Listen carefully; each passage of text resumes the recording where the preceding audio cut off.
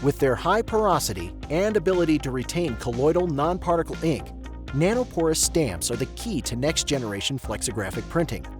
But to truly understand how nanoporous stamps improve upon traditional polymer stamps, MIT researchers used a phantom high-speed camera to observe the ink transfer dynamics between the stamp and a transparent spherical lens.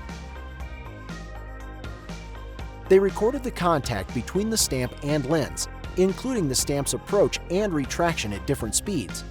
The high-speed footage reveals that nanoporous stamps don't experience the same squeeze-out and de-wetting instabilities as polymer stamps, achieving finer printed features with micron-scale precision.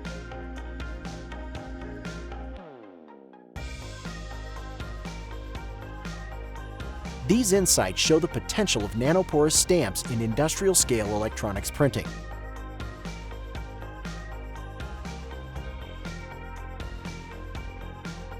To learn more, download our case study.